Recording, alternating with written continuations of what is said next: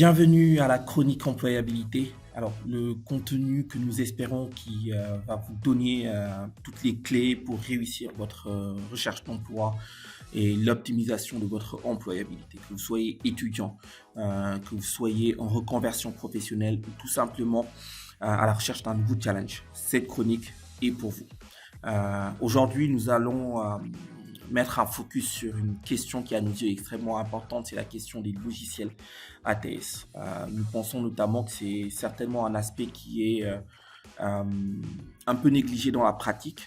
On reste encore dans des approches très très standards de ce qu'on peut observer, surtout du côté des étudiants, avec des CV qui sont imprimés avec une lettre de motivation structurée dans un contenu dans une enveloppe et ensuite déposé un peu en masse, ce qui reste pour moi quand même une approche bonne à maintenir, mais on est en 2024, c'est extrêmement important de garder en tête que pour beaucoup d'entreprises, notamment les grosses entreprises qui sont très fréquemment ciblées par les jeunes chercheurs d'emploi, ce qui d'ailleurs n'est pas forcément la meilleure stratégie en matière de recherche d'emploi, mais reste quand même quelque chose qui se comprend et qui doit être maintenu, ou en tout cas mis en œuvre par les étudiants. Donc je peux comprendre effectivement qu'on soit étudiant titulaire d'un diplôme et qu'on aille viser les grosses banques, les gros opérateurs de télécommunications, les grosses compagnies d'assurance, etc. Mais il y a notamment d'autres opportunités, surtout quand on n'a pas du tout d'expérience professionnelle, qui peut permettre de construire plus simplement cette expérience professionnelle et nous donner encore plus de chances. Mais on va revenir dessus dans une autre vidéo qui sera dédiée effectivement à ces questions de formalisation de la stratégie de recherche d'emploi. Mais aujourd'hui, l'idée, c'est de mettre l'accent sur ce qu'on appelle les logiciels ATS. Donc, les grosses entreprises, justement, utilisent des logiciels ATS.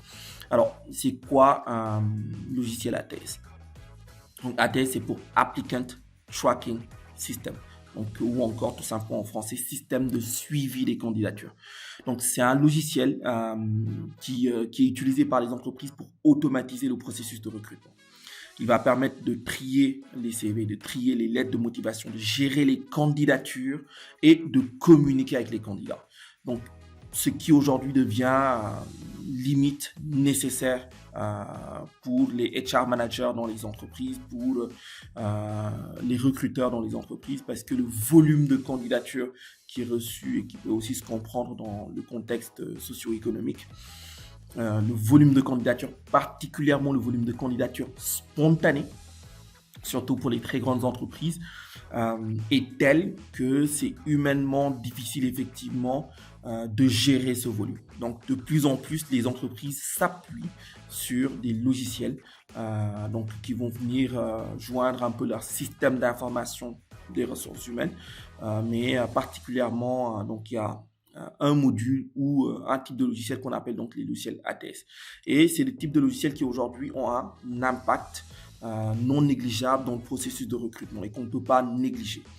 Je ne peux pas être un étudiant ou un chercheur d'emploi postuler à certaines candidatures. Et d'ailleurs, quelquefois, quand vous postulez, vous voyez que le process par lequel on vous fait passer indique déjà qu'on utilise ici un ATS.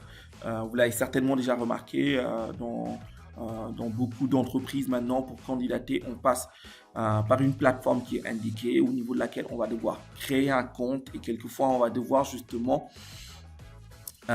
étayer notre CV au-delà de le joindre en fichier attaché. On va devoir l'étayer point par point en éclatant justement les différents aspects de notre CV au niveau de la formation, au niveau de l'expérience professionnelle et qui vont ensuite justement permettre de faire le tri. Et ces logiciels ATS aujourd'hui sont devenus incontournables dans le processus de recrutement.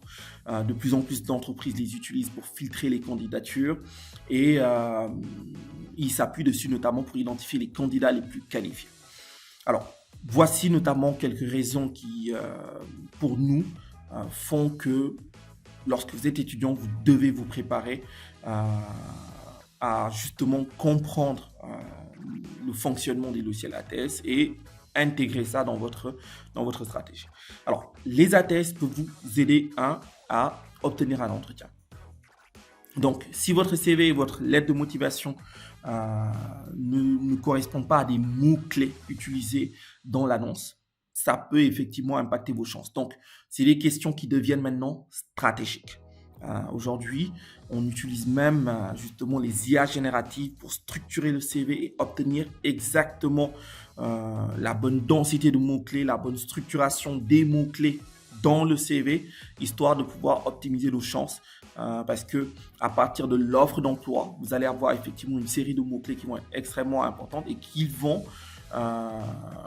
être analysés dans votre CV. Donc, les ATS peuvent vous aider, parce que c'est le premier point, c'est déjà de passer la barrière de l'ATS, vu que c'est les ATS qui vont faire le premier tri, qui vont faire le filtre, avant même que votre CV ne se retrouve peut-être entre les mains d'un recruteur humain. Ça va passer par des logiciels, donc des machines.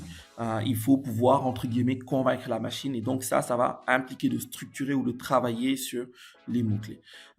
Les logiciels ATS peuvent aussi vous permettre de vous démarquer des autres candidats. Pour ça, il faut notamment formater votre CV. Donc, il faut structurer aussi la lettre de motivation de manière appropriée. Et donc, cette question de formatage, et d'ailleurs, quelquefois, la dimension graphique peut même finalement être un inconvénient. Ce que j'entends par la dimension graphique, c'est qu'il y a eu une tendance, notamment ces dernières années, à optimiser la beauté, entre guillemets, donc l'aspect esthétique du CV, la présentation esthétique du CV, en utilisant des logiciels comme Canva. Alors, ce qui, encore une fois, n'est pas une mauvaise chose, encore une fois. Et c'est pour ça, d'ailleurs, que j'insiste sur le fait que la recherche d'emploi, c'est une stratégie. C'est vraiment quelque chose qui ne devrait pas être automatisé. J'ai commencé en évoquant le fait que, pour beaucoup d'étudiants, la pratique, c'est je prépare notamment mon CV. Donc, j'ai un CV. Je pose ma lettre de motivation avec. J'imprime peut-être une vingtaine, une cinquantaine de copies. Et je prépare une cinquantaine de courriers, d'enveloppes destinés à différentes entreprises. Ensuite, je fais les tours des entreprises pour les déposer. Pour moi, c'est déjà excellent. Maintenant, force est de reconnaître aussi que on est en 2024. Forcément, donc la stratégie devra être réadaptée. Alors, je ne vais pas m'appesantir sur LinkedIn parce que on va aussi essayer de faire un épisode spécifique sur LinkedIn. Mais malheureusement, beaucoup d'étudiants, surtout dans les premières années, ne prennent pas le temps de travailler sur leur profil LinkedIn, ne prennent pas le temps de travailler sur leur employabilité en ligne ou sur leur identité numérique, notamment avec des plateformes comme LinkedIn. Mais on tâchera de revenir dessus. Donc, aujourd'hui, pour faire le focus sur la question des ATS, on est obligé de reconnaître que beaucoup d'entreprises refusent même maintenant de recevoir des candidatures spontanées en courrier physique. Donc, ce qu'ils demandent, c'est effectivement, même pour les candidatures spontanées, de directement passer par la plateforme.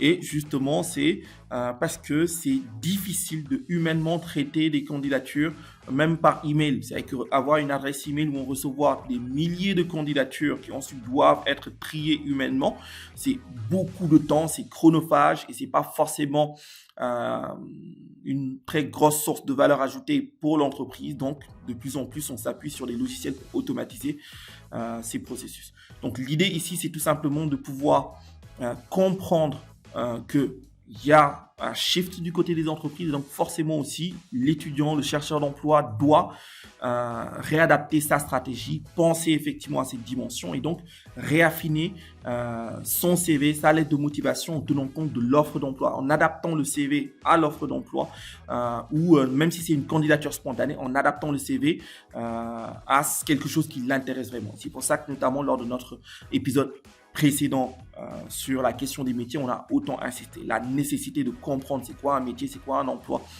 c'est quoi un poste, et de pouvoir comprendre les compétences qui sont attendues à ce niveau afin de pouvoir l'intégrer dans votre CV, dans votre lettre de motivation. Parce que aussi, vous n'êtes pas des quémandeurs, vous ne venez pas quémander, vous êtes des pourvoyeurs de solutions, vous êtes là pour apporter de la valeur ajoutée. Et il faut notamment que l'entreprise sente que vous êtes capable d'apporter de la valeur ajoutée. Et donc, il est important de travailler stratégiquement à ce niveau. Et c'est aussi pour ça qu'on a travaillé sur notre plateforme. Donc, depuis toutes ces années, c'est un peu le focus. On a beaucoup galéré, on a beaucoup itéré, on a beaucoup appris. Et l'idée, c'est effectivement de mettre à disposition, en tout cas, ce qu'on a appris pour optimiser nos chances, pour optimiser vos chances, notamment de trouver les opportunités. Alors, si vous êtes étudiant, comment est-ce que vous pouvez optimiser vos chances de succès avec les ATS? L'optique, c'est de pouvoir tout simplement travailler à lire attentivement l'offre. Donc, lorsque vous avez une offre d'emploi, vous devez identifier les mots-clés dans l'offre. Vous devez ensuite utiliser ces mots-clés qui ont été identifiés dans votre CV et votre lettre de motivation. Donc, il faut travailler sur ces mots-clés. Il faut formater le CV et votre lettre de motivation de façon claire et concise, donc que l'on puisse aisément ressortir les aspects qui sont susceptibles de nous intéresser. Il faut aussi enregistrer votre CV dans soit un format Word ou un format PDF, qui sont notamment peut-être les formats optimum pour les logiciels ATS, et bien sûr personnaliser les lettres de motivation pour chaque offre d'emploi. Alors, j'aime à le dire, les technologies sont des outils. Les technologies sont des outils. Je suis pour que vous utilisiez les IA génératives pour travailler sur vos lettres de recommandation. Alors, utiliser pour moi une IA générative, ce n'est pas poser un prompt au hasard, ensuite copier le résultat et le coller et dire que vous avez une lettre de motivation. C'est l'utiliser. Travailler votre prompt, faire ce prompt engineering, donc essayer déjà plusieurs orientations par rapport au prompt avec les différentes techniques qui peuvent exister auxquelles vous avez accès. Et c'est l'occasion notamment de rappeler notre leitmotiv, le motto, la connaissance est à portée de main, il faut apprendre à apprendre. Donc, juste pour dire que prompter s'apprend et que vous pouvez aller apprendre à prompter. Donc pour revenir un peu sur le sujet, l'idée c'est vraiment de pouvoir, lorsque vous avez un résultat, le retravailler et vous l'approprier. Donc, l'IA, c'est un outil, tout comme Google, en tant que moteur de recherche, a été un outil, tout comme Wikipédia est un outil. Donc, j'entends par là, effectivement, qu'à chaque révolution technologique, entre guillemets, il y a un peu ce sentiment de oui, la paresse, etc. Moi, je pense que l'IA générative reste un outil. Donc, cet outil qu'il faut apprendre à utiliser, vous devez vous l'approprier. Donc, en somme, les logiciels ATS sont des outils incontournables pour tout chercheur d'emploi, tout chercheur d'opportunités, parce qu'on va forcément passer par ces outils, et donc il va être important d'apprendre et de prendre les mesures nécessaires pour optimiser notamment vos chances de succès dans leur utilisation. Voilà un peu ce qu'on avait prévu pour la chronique d'aujourd'hui. Merci encore pour votre fidélité. N'hésitez pas notamment à nous rejoindre, à faire des retours. N'oubliez pas que la recherche d'emploi, c'est un marathon, ce n'est pas un sprint. Il faut de la patience, il faut de la persévérance, il ne faut pas se décourager. Et donc, il y a des milliers d'offres d'emploi. Vous devez tout simplement travailler sur vos chances en ayant donc face aux ATS particulièrement. Donc, vous devez obtenir. Donc, vous devez utiliser les mots-clés pertinents. Donc, travailler sur les mots-clés. Utiliser des formats standards. Donc, Word, PDF, RTF. Utiliser le moins possible des graphiques ou des images, parce que justement les logiciels ATS ne sont pas optimisés pour lire des images. Avoir une mise en forme simple et surtout travailler à inclure les informations les plus pertinentes, relire sa candidature et ne pas se décourager.